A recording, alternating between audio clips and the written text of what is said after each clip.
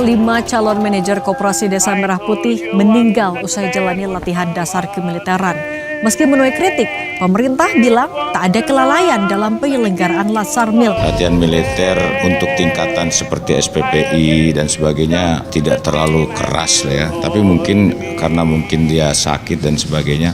Tapi ini sedang dievaluasi. Program ini terus berlanjut dalam rangka menciptakan, mendidik manajer yang profesional dan seterusnya disiplin tadi. Terkait yang 5 orang ini meninggal, bagaimana Mas? Ini kan nyawa manusia loh. Sebelum jatuhnya korban di Latsarmil KDMP ini, kami juga sebetulnya sudah memprotes keterlibatan militer dalam ranah sipil pada aspek-aspek yang tidak ada kaitannya dengan urusan pertahanan atau militer. Negara harus mengejar, mencari pihak yang bertanggung jawab terhadap 5 orang yang meninggal ini. Komnas HAM harus melakukan penyelidikan independen. Tidak mungkin penyelidikan dilakukan oleh penyelenggara. Fasisme itu selalu diikuti dengan penguatan figur. Kedua, propaganda. Kalau sekarang penguatan figur, ya sekarang kita kembalikan ke teman-teman yang mengatakan bahwa yang namanya oligarki itu udah ngambil kekayaan dan menurut dia kekayaan itu harus dikembalikan untuk rakyat. Pertanyaannya ditanyakan balik, menurut Pak Presiden sendiri, Pak Presiden dan keluarganya termasuk bagian dari oligarki nggak? Rasa-rasanya sih iya. Cek aja deh Google, Hasyim Joyo Hadikusuma Rothschild ada kok. Di waktu dia lawan Jokowi 2014 dia mengakui memang punya bisnis sama Rothschild. Terus kita sekarang diadu domba, seolah-olah kalau kita mengkritik presiden kita antek Soros. Apa sih bedanya Rothschild sama Soros? As far as I know, sama. Operasi Desa Merah Putih telah mengakibatkan jatuhnya korban jiwa 5 orang dalam proses pelatihan dasar kemiliteran di Koperasi Desa Merah Putih. Tentu pelatihan dasar kemiliteran dan Koperasi daerah Desa Merah Putih dipertanyakan untuk apa ada pelatihan dasar kemiliteran dan bagaimana tanggung jawab pasca terjadinya kematian terhadap 5 orang tersebut. Nah, untuk membahas masalah Koperasi Desa Merah Putih ini, kita akan melihat dari 2 sisi, yakni dalam perspektif ekonomi, politik, yang kedua ada dalam perspektif militer, hukum, dan hak asasi manusia. Untuk kepentingan itu ada 2 narasumber dalam forum hari ini. Pertama Mas Yanwar Rizky, seorang pengamat ekonomi yang teman-teman sudah sering mengenal di Opini Rakyat. Terima kasih Mas sudah datang pagi ini. Sama-sama Mas Al. Yang kedua ada Mas Ardimanto, Direktur Imparsial, yang kemarin baru mengeluarkan rilis ya teman-teman koalisi mengecam meninggalnya 5 orang tersebut dan mendesak Komnas HAM untuk mengusut kasus ini hingga tuntas. Terima kasih Mas Ardi sudah hadir pagi ini. Sama-sama. Mas Yanwar, sebenarnya Koperasi Desa Merah Putih ini konsepnya apa sih sebenarnya Mas? Pertama gini, kita lihat dulu dari sudut pandang positif dulu ya. Kalau kita lihat dari sudut pandang positif kan memang Indonesia membutuhkan terobosan di sektor mikro, terutama dalam hal penciptaan lapangan kerja dan kemudian konsep ekonomi desa yang bisa menjadi ekosistem dari ekonomi perkotaan.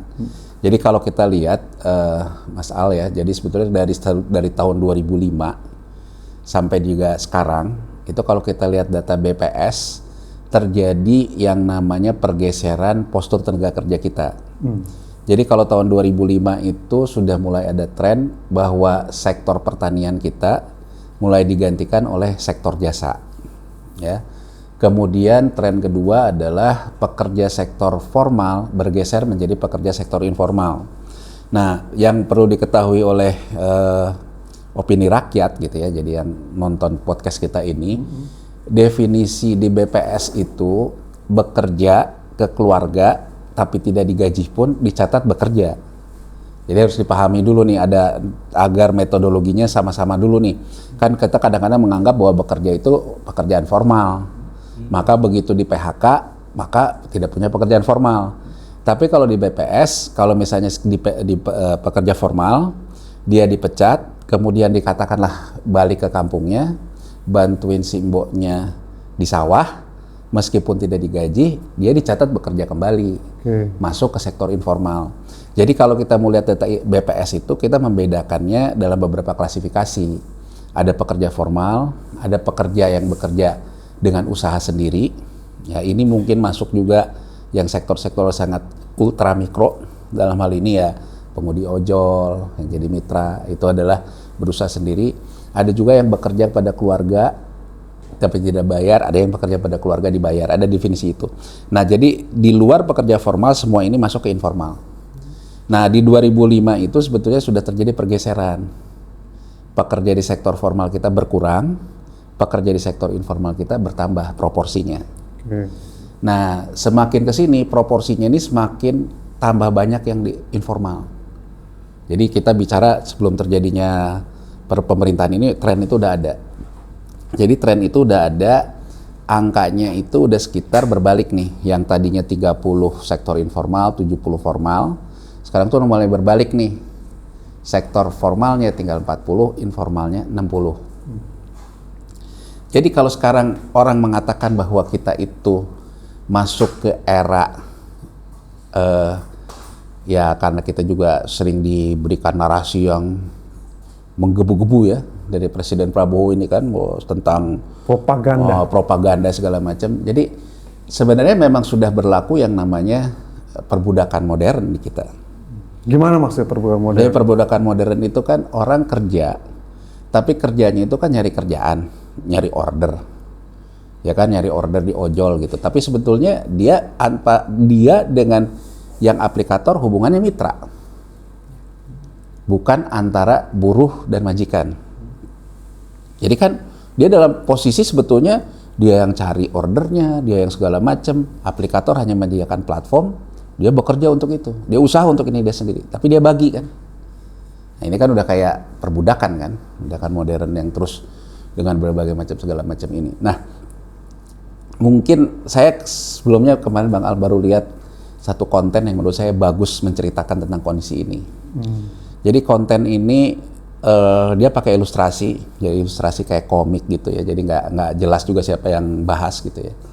Tapi saya ingin melihat bahwa konten itu menceritakan dengan baik tentang kondisi kita saat ini. Dia menceritakan kemana tukang tahu bulat yang di pick up itu loh Bang Al.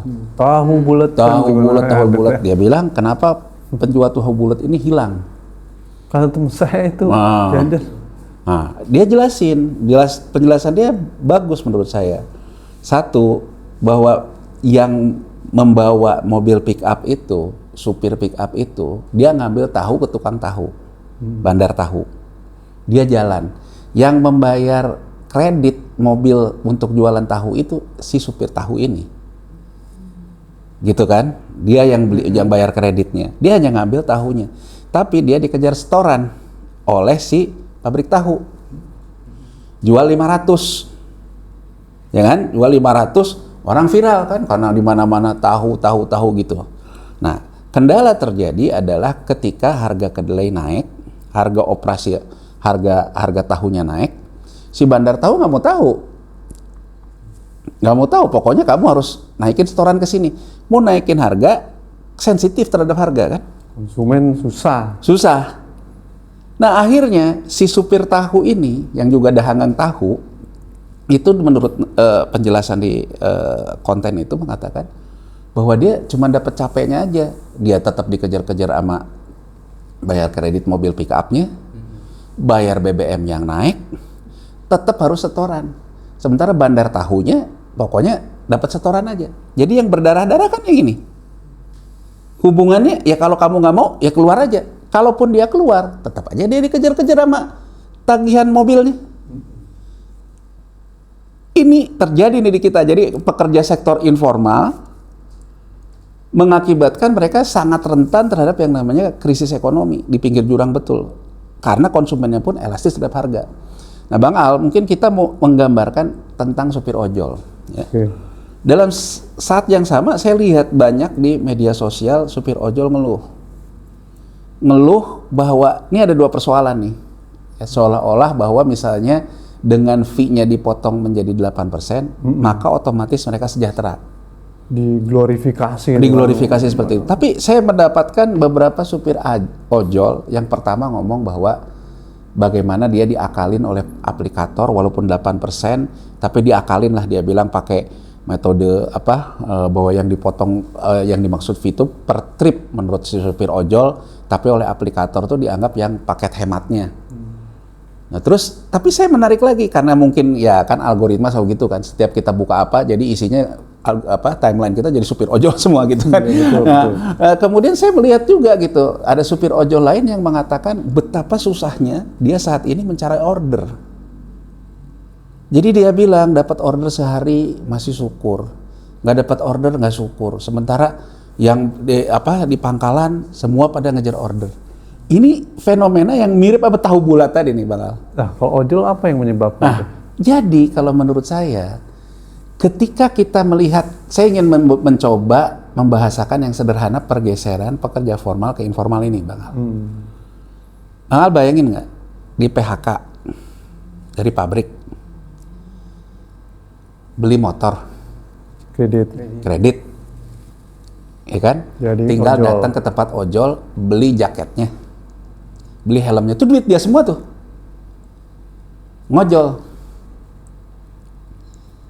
Ngojol bersaing dengan sesama supir ojol. Artinya, kalau semakin banyak orang di sektor formal, di PHK, Lari ke informal, dan semua lari menjadi supir ojol, numpuk. Orang yang tadinya misalnya di supir ojol itu, kuenya itu yang ada jadi ngojol itu 10 orang misalnya ya, kuenya ada 100 diperebutkan oleh 10. Sekarang, kalau karena ada PHK di sektor informal ke dia ngojol, nambah nih, jadi 20 katakan. Kuenya nggak nambah, tetap 100. 100 diperebutkan 20. Berkurang nggak dia? Berkurang kan? Kalau nambah ke 80 ojolnya, kuenya tetap 100. Ininya tetap 100, ojolnya tambah banyak. Ini menurut saya di video kedua dia bilang, saya bayar cicilan leasing motor listrik saya, bayar untuk baterai listriknya, nggak nutup dia bilang sama ordernya. Nah kan kalau saya dengerin dia, saya menerjemahkannya kalau secara ekonomi yang terjadi karena ekosistemnya itu orang yang ngojolnya tambah banyak, kue yang diperebutkan tetap. Kenapa orang yang ngojolnya tambah banyak? Kerusakan sistem ekonomi. Berarti sistem ekonomi formalnya bermasalah Bang Al. Betul. Kalau akhirnya PHK banyak. PHK banyak terus rame-rame di sektor informal. Nah, yang menarik lagi Bang Al, coba kita baru ngomongin tadi kan kalau ekonomi itu selalu ceteris paribus. Nanti ini hubungannya ke koperasi desa. Nanti ada di sini nih. Oke. Jadi sebetulnya kalau kita lihat di sini Bang Al, artinya orang di sektor informal tambah banyak, kue yang diperebutkan cenderung tetap, nggak tumbuh. Sekarang kita rubah asumsinya lagi. Kalau yang ngojolnya tambah banyak, kue yang diperebutkan pun nyempit. Nah, saya lihat lagi, ada juga di timeline saya muncul orang yang biasa masukin di marketplace. Dia bilang sekarang jualan di marketplace nggak laku. Berarti kan daya beli kan Melemah. Daya belinya melemah kan? Berarti sudahlah yang ngojol banyak Bang Al, kuenya juga menyempit, ya kan? Tambah nggak karu-karuan. Nah, apa sebetulnya yang harus kita lakukan? Kita membutuhkan membuat yang namanya struktur ekonomi itu kembali ke strukturalnya. Makanya kalau Bang Al lihat, selalu Bank Indonesia mengatakan struktural reform. Ya kan? Jadi artinya IMF, Bank Dunia mengatakan bahwa Indonesia membutuhkan struktural reform. Nah, struktural reform salah satunya adalah kelembagaan Bang Al. Berarti ada masalah. Ada masalah kelembagaan. Jadi bagaimana caranya agar struktural ekonomi ini kembali bangkit, maka sebetulnya kita harus ngelihat lagi nih. Kita lihat lagi nih Bang Al ya, kenapa nanti saya bisa lari ke Koperasi Merah Putih, tapi saya jelasin pelan-pelan. Ketika ketika Soeharto di proses-proses terakhir itu, dia sudah menganggap bahwa di sektor pertanian itu sudah selesai. Terlepas kita bisa berdebat ya, apakah penghargaan dari FAO itu betul atau bukan, kan kita perdebatan kita di zaman dulu kita melawan Soeharto kan kita menganggap bahwa penghargaan FAO dia pun juga masalah gitu. Tapi intinya Soeharto melihat bahwa sektor pertanian sudah stabil lah. Dia bergeserlah ke sektor industri. Nah, sektor industri ini dianggap sebagai akselerasi growth karena sektor pertanian yang rendah. Nah, sektor industri ini yang kemudian mengakibatkan kredit macet, menimbulkan krisis moneter kita. Nah, orang yang di PHK ketika 97-98 akibat konglomerasi kita bermasalah di kredit macet, itu kan kebanyakan adalah buruh di kota. Begitu dia kehilangan pekerjaan, latar belakang dia sebetulnya dari sektor pertanian, Bang Al, ke desa.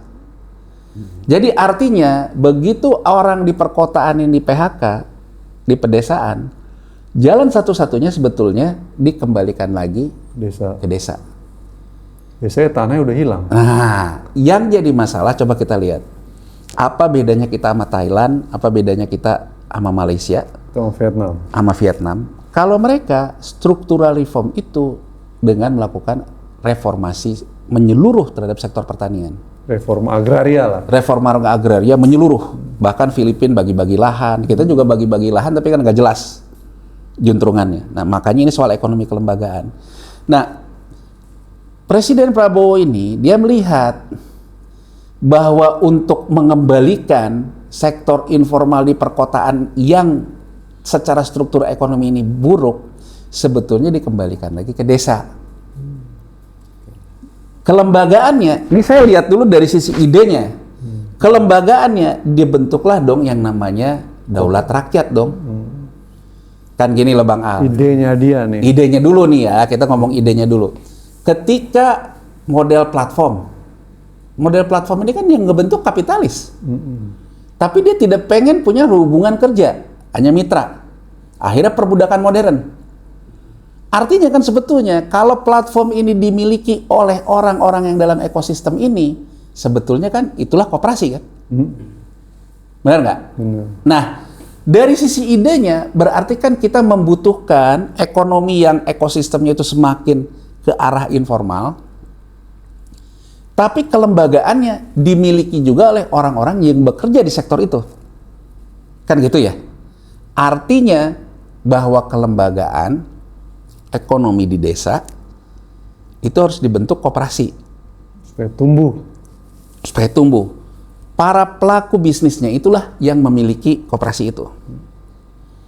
Makanya ketika usul KDMP ini muncul, kritik pertama dari orang-orang yang aliran dari ekonomi koperasi, yang mendalami ekonomi koperasi gitu ya.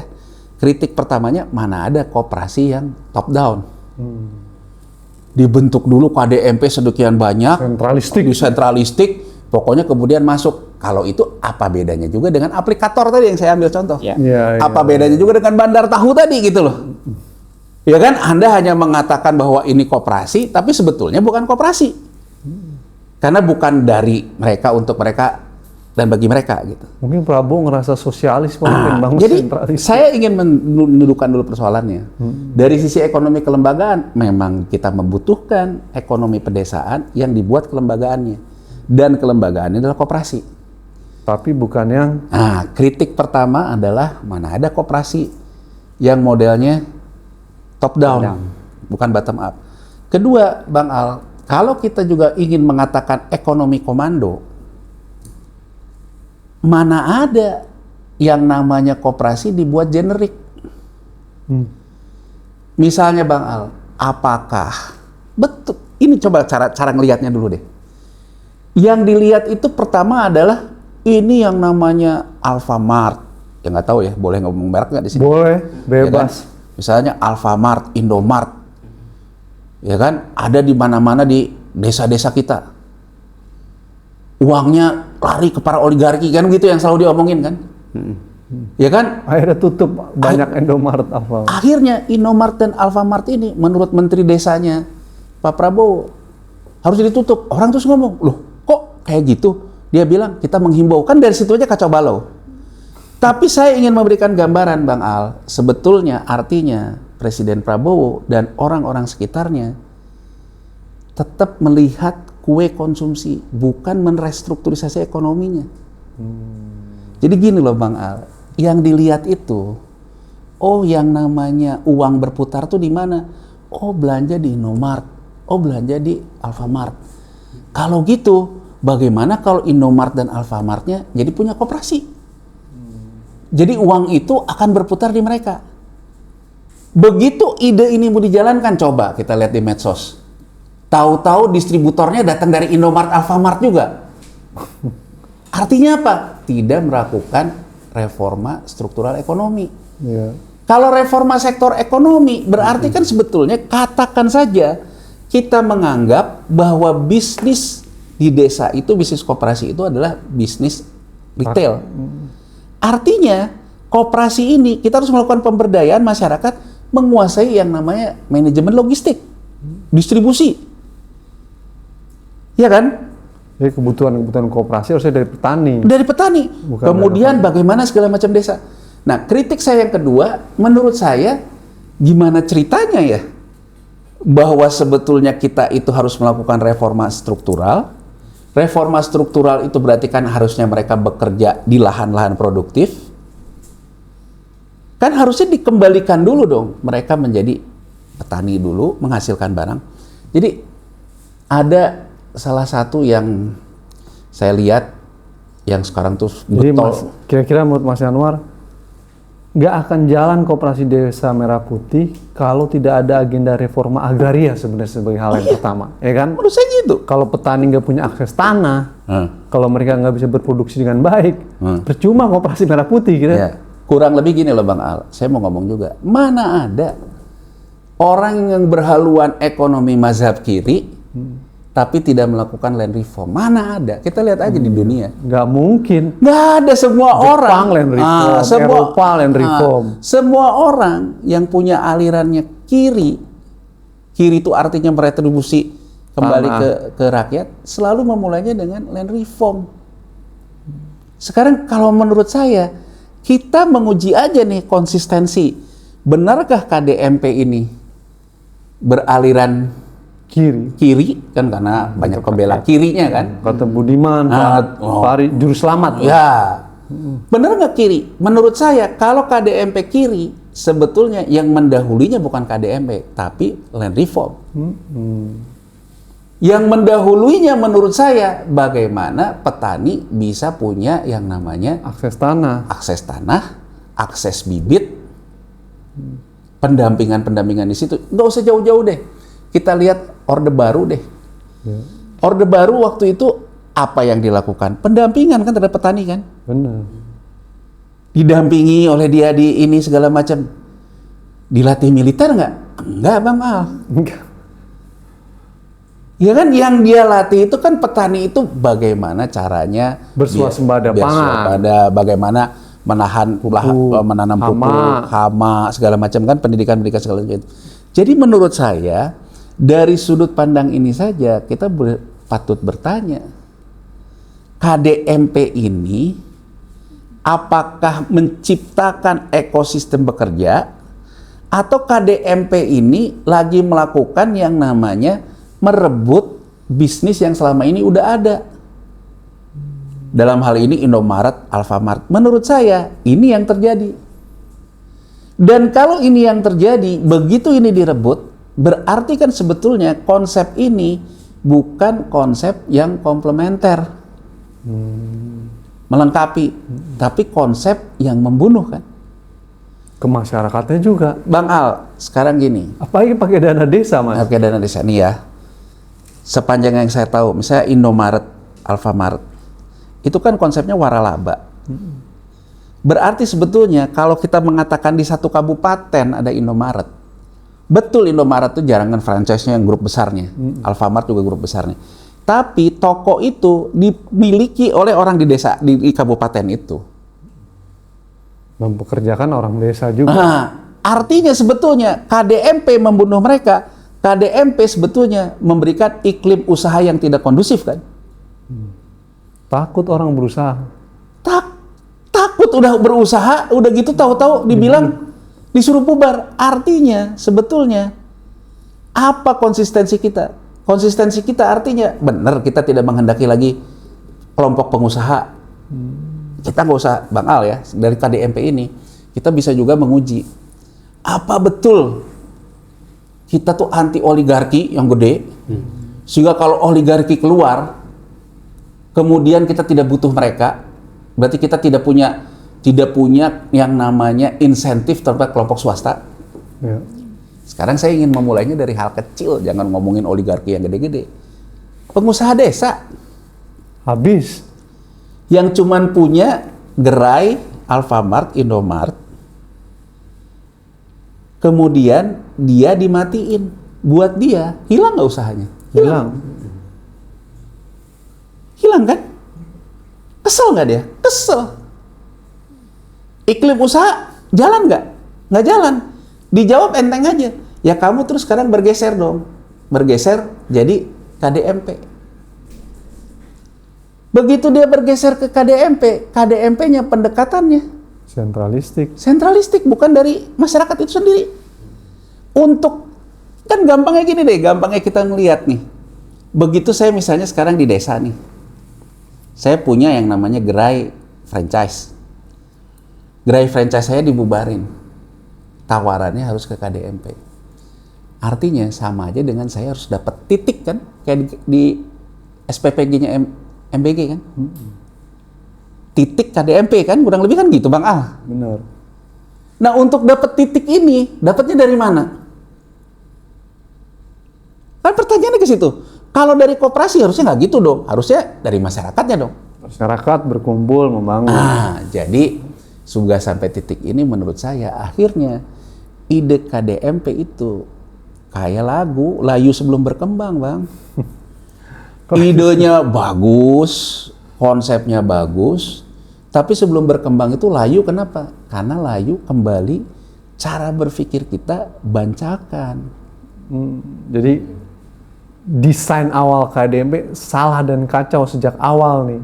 Oh iya, kalau menurut saya Secara model. bagaimana pendekatan kelembagaan dipadu-padankan dengan ekonomi komando, padahal vehicle yang dipakai adalah ekonomi darurat rakyatnya Bung Hatta. Itu yang ditulis di majalah Tempo, berbeda pemikiran bapaknya Prabowo Sumitro dengan Prabowo dalam konsep koperasi. Oh iya. Karena itu diametral yang berbeda tuh gagasannya. Iya, dan gini loh Bang Al, kalau saya sepanjang yang saya tahu dari... Atau dibilang salah lah Prabowo memahami. Nih ya, Prof. Sumitro itu tahun 85, ya, itu dia mengkritik kebijakan Orde Baru tahun 80. Kan kalau kita lihat lagi, baca-baca, disitulah hubungan antara Sumitro dengan besannya Soeharto juga memburuk itu kan ketika dia kritis terhadap kebijakan tahun 80. Nah, kritik Sumitro itu sepanjang yang saya baca ya, karena kan tahun 85 saya juga masih SD Bang. Itu loh, tapi kan saya baca-baca lah apa sih kritik dia. Kritik dia tuh kan ke ICOR. ICOR itu tambahan investasi berapa, menghasilkan lapangan kerja berapa. Menurut dia, ICOR-nya itu rendah. Tinggi. Berarti kan investasi tambah tinggi, baru menghasilkan lapangan. Jadi, kalau 100 nyiptain 10, ICOR-nya kan 10 tuh. Tapi kalau 200 menciptakan 10, kan ICOR-nya tambah tinggi Bang. Jadi kalau ICOR-nya tambah tinggi itu berarti kan sebetulnya ada ketidakefisienan. Menurut Sumitro, ketidakefisienan ini akibat korupsi, kebocoran. Ya, jadi bocor-bocor itu emang dari Prof. Sumitro. Nah, menurut Prof. Sumitro, ekonomi populisme yang dijalankan oleh Orde Baru di tahun 80 itu tidak akan berhasil menurut dia kalau kelembagaannya korup. Jadi ibaratnya mau mengatakan bahwa ada ekonomi ya, kalau sekarang KDMP lah. Kalau sekarang kita ikut pemikiran Prof. Sumitro Joyohadikusumo ya. KDMP dilakukan di tengah kelembagaannya yang korup, sebetulnya tidak direkomen oleh Sumitro. Nah, artinya kalau sekarang kita kembali kepada pemikiran Prof. Sumitro, berarti kelembagaan korupsinya dibenahi dulu, baru bisa kita jalanin tuh yang namanya menggunakan. Di situ menurut saya titik. Tapi bukan top down juga dalam membangun koperasinya nih. Sumitro kan sebetulnya lebih membicarakan ekonomi kelembagaannya Bang. Kalau koperasi kan Bung Hatta ya. Tapi kan artinya dari sisi penataan kelembagaan antara pendekatan Prof. Sumitro dengan Prabowo Subianto berbeda nih. Berbeda. Kalau Prof. Sumitro tuh kelembagaannya dibenahi dulu, baru dijalankan program. Prabowo kan enggak, program dulu. Kelembagaannya korup. Kelembagaannya ya. Jadilah kasus MBG. Kasus MBG. MBG sudah bukti nyata bahwa itu memang terjadi bancakan. KDMP udah dilaporin juga nih beberapa laporan korupsi dalam dugaan KDMP. Ya, jadi Bang. Jadi ini project aja nih Mas. Bukan buat ekonomi kerakyatan KDMP, ya, MBG. Jadi gini loh, mungkin saya sampai satu titik mengatasnamakan rakyat untuk proyek. Ujungnya korupsi. ujungnya korupsi. Sekarang gini Bang. Ini menarik nih, mengatasnamakan rakyat ya. Saya ditanya sebelum kita ke KDMP soal MBG. MBG sebetulnya sekarang dikurangi efisiensi segala macam. Saya ditanya oleh beberapa teman-teman media. Kalau pendapat saya sederhana Bang. Kenapa itu dilakukan? Karena memang ruang fiskal kita sudah menyempit, terlepas selalu ngomong ekonomi baik-baik saja dan segalanya. Cari hutang udah susah. Cari segala macam udah susah. Akhirnya mau nggak mau dikurangin. Ya kan? Ditangkaplah Dadan dan kawan-kawan ini di MBG. Soal korupsinya, pembenahan segala macam. Kemudian atas dasar pembenahan ini dilakukanlah pengurangan hari. Hari libur nggak dikasih lagi. Fokus ke beberapa hal. Kemudian SPPG mulai dipotong. Yang menarik Bang, di kantor BGN, yang demo yang punya SPPG. Yang demo yang punya SPPG. Ini bakal kejadian lagi di KDMP. Artinya apa Bang? Maju, ibaratnya gini, ibarat film Warkop. Maju kena, mundur kena. Mundur kena. Maju terus duit ente, kalau kata orang Jawa, uangnya udah nggak ada. Mundur. Konflik sosial. Karena udah ada tender-tender modal yang keluar. Nah, tampangnya SPPG itu, orang bilang SPPG melahirkan segala macam. Tapi kan gini, rahasia, udah kita sekarang lihatlah dari apa yang terjadi di kasus BGN pimpinan ini. Untuk dapat satu titik ini, kalau nggak korup, kamu ordal, kan gitu aja sederhana. Artinya Bang, kalau kita lihat, satu titik SPPG itu penuh dengan nuansa korupsi politik kan. Nepotisme kan. Artinya, kalau sekarang saya mendukung pemerintah dengan MBG-nya, apakah karena saya dapat titik SPPG? Atau terhadap idenya? Bukan rahasia umum lagi, hampir semua partai, bahkan partai yang juga tidak ikut dalam koalisi pemerintahan, dapat Punya SPPG. Artinya, kalau sekarang kita bahas anggarannya di DPR, bukan karena ideologinya, karena memang ada dapat SPPG-nya kan. Project dibagi happy ya. Dibagi happy. Tapi begitu sekarang karena uangnya udah nggak ada yang kepotong. Yang kepotong ini ngamuk. Itu udah menunjukkan artinya apa? Dari yang kepotong ini, berarti sebenarnya tidak ada loyalitas terhadap ide. Loyalitasnya kepada apa? Ya dibagi-bagi aja. Jadi Prabowo berada dalam posisi maju kena, mundur kena. Maju kena, mundur kena. Nanti di KDMP nih. KDMP kan ada yang dapat proyek buat ngebangun gedungnya. Iya. Ada yang dapat proyek atas ini gunung. di atas gunung. Begitu nanti proyeknya nggak jalan, persis kayak MBG. Maju kena, mundur. Maju kena, mundur kena. Jadi menurut saya, gini loh Bang Al, makanya kalau punya program itu sesuai dengan saran dari Prof. Sumitro Joyadikusumo, benahi dulu kelembagaannya. Ide sebagus apapun, kalau kelembagaannya nggak ada, tata kelolanya nggak ada, namanya bermimpi Bang Al. Mas Yanwar berkali-kali dalam podcast ini fokus di isu pelembagaannya diperbaiki karena korupsinya harus diperbaiki, karena kalau mau meniru Deng Xiaoping kan melakukan hal itu juga gitu. Karena korupsinya yang harus dihajar dulu gitu kan Mas. Makanya Bang, kalau saya mengkritik KDM, saya dari awal gini loh. Kalau memang negara ini serius ingin membuat rakyatnya bekerja penuh ke dalam sistem ekonomi, ya Bang ya, menurut saya orang yang sekarang kebanyakan ngojol ini, daripada kamu sektor jasa yang kemudian wah cari-cari order kayak gini, kenapa sih dia nggak ditarik untuk yang namanya menciptakan produk di pasar, bukan ke jasa gitu. Misalnya ditarik, udah deh kamu pulang deh ke kampung kamu. Makanya saya awalnya Bang, kalau balik kampung akses tanahnya nggak ada gimana Mas? Nah, data BPS itu kan 24 juta rumah tangga petani hanya memiliki 0,03 hektar tanah, dimana sedikit sekali. Jadi buruh tani yang ada hari ini di desa. Saya tuh sempat mikir gini loh Bang Al, saya sempat mikir bahwa presiden ini memang serius terhadap pikirannya. Dia membentuklah ada menteri transmigrasi, tapi sampai sekarang kayak iklan mobil zaman dulu itu loh, nyaris tak terdengar juga Menteri Transmigrasi ini ngapain. Karena gini loh Bang, Nyaris tak terdengar Menteri Transmigrasi. apa sih kerjaannya gitu loh selain dia mendampingi? Saya juga baru tahu ada Menteri Transmigrasi ini. Ada ya? Ada Menteri Transmigrasi, ada Menteri Desa. Saya tuh membayangkan gini loh Bang, terlepas dari segala macam ya, kita lihat nih. Bener nyaris tak terdengar. Apa yang dilakukan oleh Orde Baru Bang, ketika tahun 80 dapat bonanza minyak, uang yang banyak. Dia melakukan reforma agraria. Reforma agrarianya itu apa? Bagi-bagi tanahnya itu lewat program transmigrasi, Bang. Tapi ketika lahan transmigrasinya ini disiapin dulu, ada anggaran dari PU agar si lahan ini ada irigasinya. Agar lahan ini dipupukin dengan bagus, siap tanahnya. Dup lah. Begitu siap tanahnya, masuklah program transmigrasi. Transmigrasi, kamu akan dikasih tanah yang sudah siap untuk kamu tanami. Jadi gini loh Bang, kalau mau serius kayak gini, kenapa idenya tidak seperti ini soal KDMP? Idenya jadi proyek strategis nasional. Nah, kan jadi artinya harusnya langkah pertama yang dilakukan sebetulnya oleh Presiden menyiapkan dong lahan-lahan ini agar jadi lahan produktif, menyiapkanlah irigasi, menyiapkan segala macam. Setelah siap, masuklah Menteri Transmigrasi.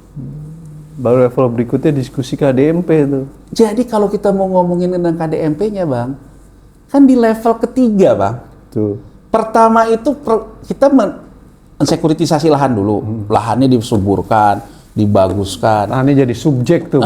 Berarti artinya anggaran APBN kita itu fokusnya PU ke sini nih.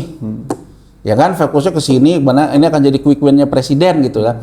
Begitu ininya selesai, orang udah bisa transmigrasi nih. Begitu orang udah transmigrasi, orang kemudian dibentuklah koperasi. Coba ini. Itu baru kiri lah. Itu baru. Kita coba sekarang pertanyaannya. Kanan kiri. Pertanyaan simpelnya kan, ada orang ngomong gitu. Udah saya lihat juga.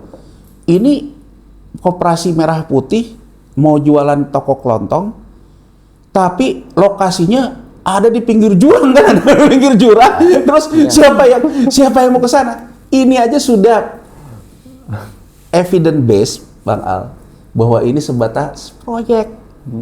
Sebatas orang ngajuin, nih saya Pak udah bangun gedungnya, udah bangun ininya. Cair duitnya. Duitnya. Bagi-bagi deh. Bagi-bagi duitnya.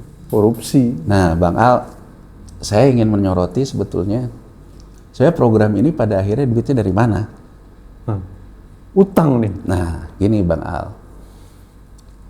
Ini kita lariin apa yang kemarin terjadi di DPR. Kan kita juga aneh nih sekarang ini. Sebetulnya DPR itu bagian dari kementerian atau gimana? Karena urusan-urusan eksekutif di DPR gitu kan, harusnya kan kalau menurut saya. Karena ada don paling di sana. Ya udah tambah kacau lah kita ini dalam segala macam urusan gitu. Kemarin ada press conference, ada BI diwakili Deputi Gubernur Senior, Menteri Keuangan diwakili Wakil Menteri Keuangan. Ada Den juga datang. Ada Den di Mari Pangestu. Ada segala macam. Lead-nya adalah ekonomi kita baik-baik saja. Tapi sebetulnya yang perlu kita cermati apa? Dikemukakanlah oleh Wakil Menteri Keuangan, Juda Agung. Bilang apa Mas? Bahwa uang SAL yang sempat ditarik akan dikembalikan lagi ke Bank Himbara. Ini Bang Al, saya ingin menjelaskan dulu apa itu uang SAL. Jadi Bang Al, sebetulnya di era-era pemerintahan kita ini selalu yang namanya jual surat utang. Begitu jual surat utang, pasar, misalnya saya butuh surat utang tuh 100 Bang Al. Tahu-tahu pasar bilang yang masuk penawaran 250. Nah, di era-era sebelumnya ini yang disebut dengan oversubscribe, bid ratio naik. Udah deh, ambil aja deh semuanya 250-nya. Nah, sisa 150 ini masuklah ke dalam saldo anggaran lebih, namanya SAL. Karena kan butuhnya cuma 100 Bang Al. 150 ini masuklah ke SAL. SAL ini uangnya ada di rekening pemerintah yang ada di Bank Indonesia. Karena banknya pemerintah itu Bank Indonesia. Nah, SAL ini sudah sampailah sekitar angka 470 triliunan lah. Banyak. Begitu masuk Menteri Keuangan Purbaya, yang dikerjain pertama, uang saldi BI ini diambil sama dia, yang 275 itu. Dipindahin ke Bank Himbara. Karena dia bilang untuk kredit. Ya. Nah, sampai di sini dulu. Sebelum Menteri Keuangan Purbaya melakukan itu, di era terakhir Menteri Keuangan Sri Mulyani, dengan pola yang hampir mirip, tapi berbeda teknokrasinya sebenarnya terjadi.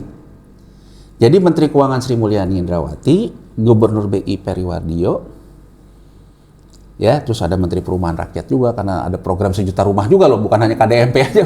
Ada program MBG, ada program Koperasi Merah Putih, dana desa dan sebagainya gitu. Bersepakatlah melakukan skema burden sharing seperti yang dilakukan waktu COVID. Skemanya adalah bahwa untuk KDMP ini pembiayaannya BI dan pemerintah sepakat melakukan burden sharing. Jadi kurang lebih gini, si Bank Himbara akan memberikan kredit ke KDMP. Ya Bang Al ya. Kredit KDMP ini nanti ada yang namanya subsidi bunga lewat burden sharingnya BI dan Menteri Keuangan. Ini kalau kita jelasin agak panjang nih, tapi singkat ceritanya gitu. Ya.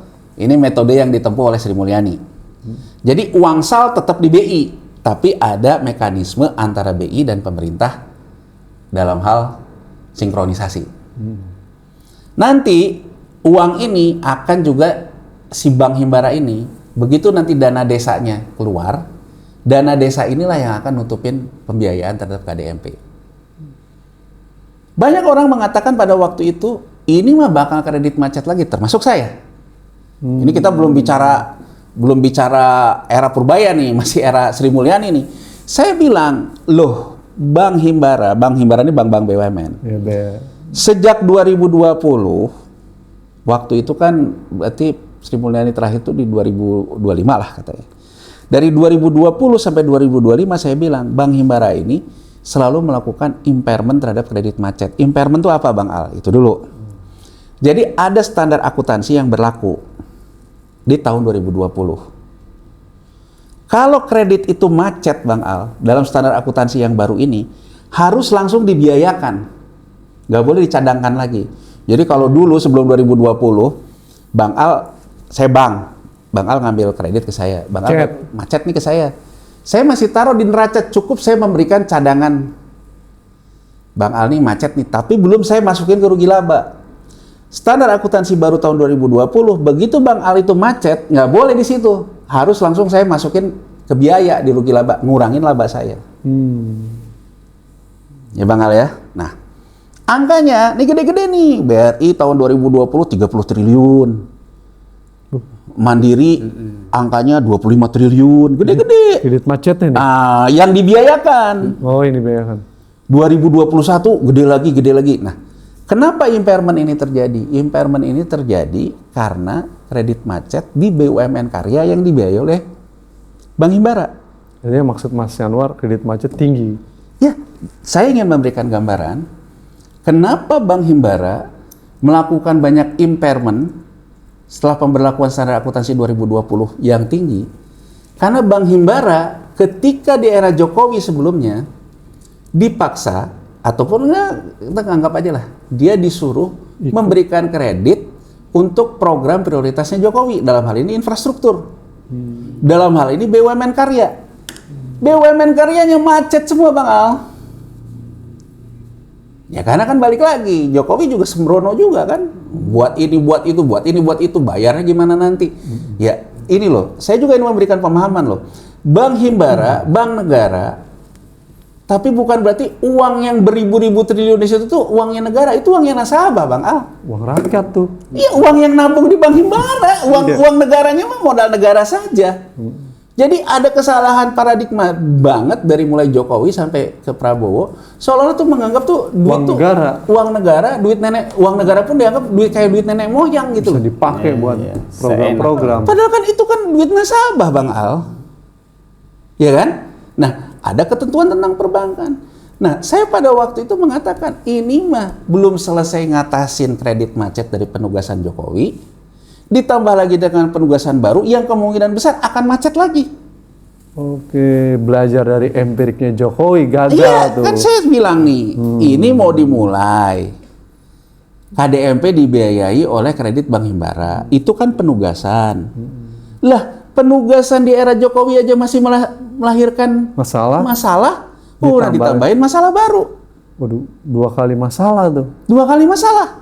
Yang kasihan Bank Himbaranya dong. Nah, yang kasihan kan Bang Al, Sama masyarakat. satu Bank Himbara, terus kedua Dana nasabah. dan mulai terlihat nih ya, ini ada kalau kita lihat yang namanya rasio cash ya. Jadi rasio cash itu kemampuan cash Bank Himbara itu menurun Bang Al. Angkanya menurun. Ya, saya kasih kalaupun pemirsa opini rakyat ingin nyoba, masuk aja. Kan sekarang banyak AI. Hitung cash ratio bank sebut, Bank BRI, Bank Mandiri, BNI, tahun 2020, 2021, 2022, 2023, 2000, ntar keluar. Tolong buatkan grafiknya, turun. Bang Al, bank di mana-mana, kalau nasabahnya udah nggak percaya ngambil duitnya, masalah. Terus kita mau nabung di mana, Bang? Coba Bang Al, dulu orang bilang nabung di bank pemerintah aman. Biar aman. Biar aman. Sekarang kalau deposan-deposan yang gede kan juga dia sudah tidak zaman pemerintah kan. Dia ngelihat, loh ini Bank Himbara urusan zaman Jokowi belum selesai ditambahin lagi penugasan. Sekarang kita jawab jujur deh. Gak usah dulu mendaki-daki ngomong patriotik. Bahkan yang ngomong patriotik juga mungkin nggak mau nyimpen duitnya di Bank Himbara. Gitu loh. Nyimpennya di Singapura. Kita mah jujur-jujuran aja lah gitu. Yang patriotik sendiri mau nggak nyimpen duitnya di Bank Himbara gitu loh. Iya nggak? Iya. Tapi kan persepsi orang kemudian ngelihat, waduh, cilaka nih bisa uang saya hilang. Diambil juga duitnya. Ini makna dari cash ratio kan? Takut nasabah. Karena pengelolaan tata kelolanya Bank Himbara seolah-olah dianggap uang saya seenak-enaknya aja disalur-salurin kan? Menurut Mas Yanwar, nasabah semengerti Mas Yanwar ini nggak melihat kondisi? Yang gede-gede mah iyalah Bang. Kalau yang level bawah? Dan ini kan bisa dibuktikan Bang Al, sebetulnya mulai terjadinya yang namanya capital outflow. Oke. Ini yang dibilang dalam pidatonya, orang-orang kaya setelah menikmati dari sini pergi. Tapi kan kita kenapa tidak mencari kenapa orang pergi? Karena nggak percaya. Karena nggak percaya. Dan kata Mari Pangestu kemarin dari DPR, salah satu isunya soal trust. Trust. Nah kalau orang udah nggak trust, siapa yang mau berinvestasi? Bang, kalau sekarang yang gede, oligarki yang gede, mungkin dia udah mikirnya udah dari lama. Tapi pensiunan misalnya sekarang, waduh pensiun gua di Bank Himbara nih. Iya. Hah? Menular nggak penyakit ketidakpercayaannya? Menular. Karena siapa? Mau nyalahin kita, Antek Soros? Ya karena pemerintahnya yang tidak memberikan kepercayaan menurut saya. Iya. Memaksakan agenda-agenda yang menurut pakai nalar, pakai logika, kemungkinan akan jadi kredit macet baru. Wah, ngeri juga kita nabung di Bank Himbara nih. Nggak, saya nggak memprovokasi ke sana. Tapi sebetulnya apa yang terjadi di DPR kemarin sebetulnya menunjukkan bahwa masalah pembiayaan KDMP sendiri sudah mulai bermasalah di Bank Himbara. Dan ini KDMP dari awal permodalan sampai konsepnya itu kacau nih Mas. Iya, coba Mang Al. Sekarang coba bayangin. Dalam pertemuan sebelumnya di DPR juga antara Don ya, dan Gubernur BI, Menteri Keuangan disepakati. Bukan Don King nih ya? Oh, Don ini kan yang kita nggak tahu Don ini sebetulnya menteri segalanya. Menteri segalanya apa wakil ketua DPR juga itu bingung gitu loh ya. Tapi begini loh Bang Al, coba kita lihat. Dalam pertemuan sebelumnya disepakati BI dan Menteri Keuangan akan lebih harmonis. Disepakatilah dana SAL ini dibalikin lagi ke BI dan BI akan memberikan kompensasi bunga ke pemerintah. Kenapa? Bang Al bayangin nggak? BI ini kan bank juga. Nasabahnya pemerintah. Kalau nasabahnya pemerintah ngambil duit dari dia punya persoalan cash ratio nggak? Punya. Sementara dia sekarang dituntut untuk menstabilkan rupiah, intervensi ke pasar. Lah kalau duit nasabahnya keluar, mau pakai apa? Mau pakai daun kelor. Pakai singkong. Nah, kan gitu loh. Iya nggak? Iya. Dalam pertemuan sebelumnya disepakati, balik lagi nih duit SAL nih. Kembaliin. Kembali ke BI. Tapi pertemuan kemarin, balik lagi. Balik lagi artinya apa? Pemerintah bilang, uang SAL-nya akan dikembalikan ke Bank Himbara. Banyak wartawan nanya ke saya, Mas, ini apakah pemerintah ini baru belajar atau gimana ya Mas? Kok kayak orang bimbang, kemarin ke BI, sekarang balik lagi. Itu. Ada ketidakpastian. Banyak wartawan-wartawan nanya ke saya, Mas, ini pemerintah ini sebetulnya Maunya apa? maunya apa? Ya saya jawabannya sederhana. Bingung. Sedari awal, Bang Al, saya sedari awal saya mengkritik, bahkan di zaman Jokowi sendiri saya sudah kritik tentang impairment kredit macet di era dia yang sudah berlaku di 2021 kan masih dia, 2022 masih dia, 2023 masih dia. Saya mengatakan di mana tanggung jawabnya Jokowi? Punya program yang kemudian mengimpair di Bank Himbara, Seolah duitnya dia. seolah-olah duitnya dia, dan Bank Himbara punya masalah kan? Bang Al, suka nggak suka, diakui nggak diakui, sebelum pertemuan DPR kemarin, OJK itu mengatakan kepada media, kalau uang SAL itu mau dibalikin lagi ke BI, dia minta pemerintah nggak langsung, tapi bertahap di Bank Himbara. Apa poinnya saya? Mau ngaku, mau nggak ngaku, berarti apa yang saya sorotin dari sejak 2022, Benar. Bank Himbara ada masalah, diakui dong sama OJK. Artinya uang SAL itu dipakai untuk ngebantalin Bank Himbara, agar Bank Himbara masalah yang dihasilkan di era Jokowi bisa ketutup oleh uang cash baru, dalam hal ini uangnya pemerintah. Karena ada uang cash baru, maka Bank Himbara pun bisa menyalurkan lagi ke KDMP. Bang Al, sekarang Bang Al bayangin nggak kalau KDMP kejadian kayak MBG? Hilang duit nasabah tuh. Yang jadi korban di mana? Di bank, karena pembiayaannya di bank. Dan potensi untuk jadi MBG korupsi dalam KDMP tinggi sekali, Mas. Bang Al yang ngomong, tapi menurut saya... Udah ada laporan-laporan. Kan kalau menurut saya... Orang lapor-lapor. Artinya sebetulnya, menurut saya, mungkin lebih baik Presiden Prabowo ia menyimak apa yang dikatakan oleh Prof. Sumitro Joyo Hadikusumo, yang dalam ini adalah ayahnya, kepada Presiden Soeharto. Memulai program Perbaikan kelembagaan. tanpa perbaikan kelembagaan, lebih baik dihentikan. Nah, maksudnya pemberantasan korupsinya harus diperbaiki. Ya, kelembagaannya diperbaiki dulu kan. Artinya menurut saya lebih baik, kalau kita ini apa, nanti kita dibilang antek asing lah segala macam. Tapi kan kalau sama bapaknya, masa sih ngomong bapaknya antek asing kan gitu loh.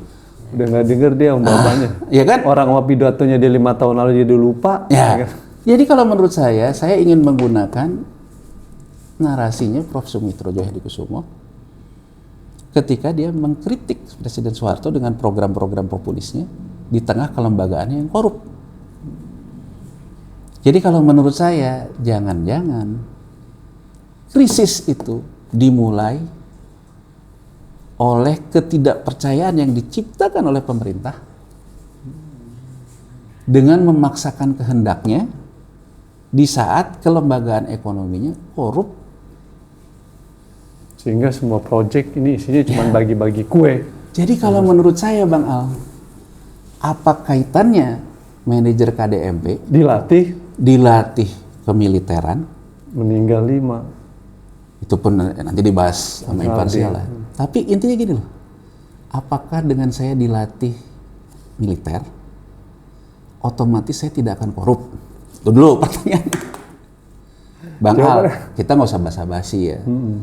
Di tengah di warung kopi segala macam kan, orang ngomong, wah supir ojol kalau ngomong, tadi gua ngelawan arus, ada polisi, udah dapat order cuma segini, hilang deh ceban, kan gitu loh. Artinya aku mau ngomongin yang ada di warung kopi aja. Saya nggak menuduh juga bahwa otomatis kalau orang udah masuk di Magelang, udah masuk di akademi seolah-olah nggak korup itu lah. Yang di MBG banyak yang udah lulusan Magelang itu kan. Iya, jadi menurut saya apa kaitannya gitu loh? Nggak ada hubungannya. Orang dilatih militer untuk dia menjadi orang yang tidak korup gitu loh, Bang Al. Harusnya yang ngelatih KPK baru bener. Iya. Apa hubungannya juga orang yang mengambil kredit ke Bank Himbara, dia sebagai manajer, nggak dilatih pembukuan, yang ada dilatih baris berbaris. Mana relevansinya menurut saya gitu loh? Sama sekali nggak ada. Dari situ aja menurut saya bukannya anti pendidikan, disiplin dan sebagainya. Oke aja sih. Tapi menurut saya intinya ini kan ngurusin bisnis, Bang Al. Kalau ngurusin bisnis, pendidikan pertama kapasitas bisnis pasti. Betul. Muhammad Hatta nggak pernah dilatih di militer deh. Iya, makanya. Tapi dia punya integritas pemberantasan korupsi yang tinggi. Nggak ada hubungannya tuh latihan militer. Iya. Ya. Mungkin saya sampai situ biar diterusin imparsial kan. Iya. Tapi intinya Bang Al, saya juga ingin menyoroti gini loh Bang Al. Saya mungkin terus terang ya gini loh Bang Al. Saya agak khawatir kita masuk ke krisis karena terlalu percaya dirinya penguasa tentang cara berpikirnya. Padahal salah, mengkeliru. Dan menurut saya karena banyak orang di sekitarnya tidak cukup mengingatkan dia. Emang ada yang berani ngingetin? Ya, Bang Al, menurut saya. Dia dengerin Teddy doang kan? Nah, coba Bang Al bayangin nih. Bang Al pernah bayangin nggak? Sipil saat ini juga pengen punya kehidupan lebih baik. Bukan hanya militer dan polisi. Masyarakat umum pengen lah. Masyarakat umum pengen. Bang Al bisa bayangin nggak? Dia ahlinya imparsial nanti. Dengan perluasan peran di undang-undang polisi dan undang TNI. Mereka masa aktif pun bisa masuk ke jabatan eksekutif, jabatan korporasi tanpa batas. Bang Al bayangin nggak? Orang seusia saya nih, seusia kita, yang merasakan lahirnya reformasi di saat kita masuk ke dunia kerja, merasakan yang namanya kemenangan sipil. Pada 98. Pada 98. Berkarirlah positif. Wah, segala macam. Berkarir, sekolah keluar negeri, sekolah segala macam. Nah, sampai sekarang ini kalau dihitung dari 98 sekarang, saatnya saya mungkin jadi dirjen. Jadi dirjen, saatnya sekarang saya jadi direksi. Nggak bisa. Begitu mau jadi dirjen, mau jadi direksi, masuk bintang 3, bintang 2, bintang 2, ada bintang 5 nggak? Bang Al bayangin nggak? Kecewa nggak dia? Pasti. Kecewa kan? Belum orang yang digantiinnya. Jadi artinya alih-alih ingin menciptakan optimisme di masyarakat, masyarakatnya pesimis. Birokrasinya juga pesimis. Pesimis. Gak heran kalau di kantor kementerian jam 11 pada main pingpong. Iya, pesimis. Begini aja juga nggak jadi ini. Terus sekarang kalau kita lihat di desa, mau kerja di KDMP iya. Tapi untuk kerja di KDMP itu kamu harus ikut latihan militer. Ya orang Bang, namanya juga lagi nganggur, nggak ada kerjaan. Dia nggak mikir kali lagi sakit ginjal, lagi sakit apa. Namanya juga cari kerjaan. Jadi menurut saya Bang, saya khawatir sinyal-sinyal di Bangladesh itu tampak. Apa sinyal di Bangladesh? Bangladesh Bang, di 2024. Dan saya harus menggambarkan Bang, Bangladesh menang pemilu meyakinkan loh. Perdana Menteri Hasna itu. Sama mirip sama kita, didukung sama pemerintahan sebelumnya dan sebagainya gitu loh. Mirip lah. Hanya 8 bulan setelah berkuasa jatuh. Jatuhnya itu kenapa? Karena dia mengumumkan merekrut ASN, tapi yang boleh ngelamar anak-anak veteran dan anak-anak militer. Meledak Gen Z nih. Karena Gen Z itu susah cari kerja. Militerisasi di ruang sipil tinggi juga. Nah, jadi menurut saya Bang, hati-hati Pak Presiden. Hati-hati. Dengan Hati-hati, Pak ini Prabowo. bukan soal tentang meninggalnya 5 orang loh. tapi semakin merasuk ke dalam alam pikiran masyarakat kita bahwa kalau sekarang ingin bekerja pun harus jadi militer atau polisi atau ikut latihan dasar militer. Ini akan jadi bom waktu, Bang. Masalah bom waktu nih ya. Bom waktu. Jadi artinya KDMP bagian dari ekonomi komando, tapi sebetulnya tidak memberikan jawaban atas harapan orang tentang lapangan pekerjaan. Bahkan kemungkinan besar orang akan kehilangan lapangan pekerjaan. Kemungkinan besar orang akan kehilangan lapangan usaha yang tadinya punya gerai.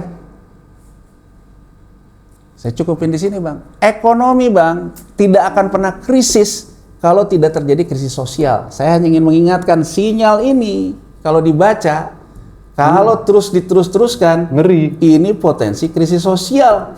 Dan krisis sosial ketemu dengan krisis ekonomi, itu yang terakhir dikatakan oleh almarhum Bang Faisal Basri. Terjadi krisis politik. Terjadilah yang namanya krisis yang lebih besar. Jadi kalau menurut saya, tapi masalahnya, Bang, kalau kita juga dalam posisi beliaunya, maju kena mundur kena sih, Bang. Nah, itu. Nah, jadi itu aja, kekacauan ini dimulai sulit ditangani karena udah maju kena mundur kena ini. Ya, makanya sebelum memulai itu pikirkan dulu masak-masak. Kurang lebih kan gitu loh, Bang. Gitu loh. Jangan ngomong antek asing ya kan.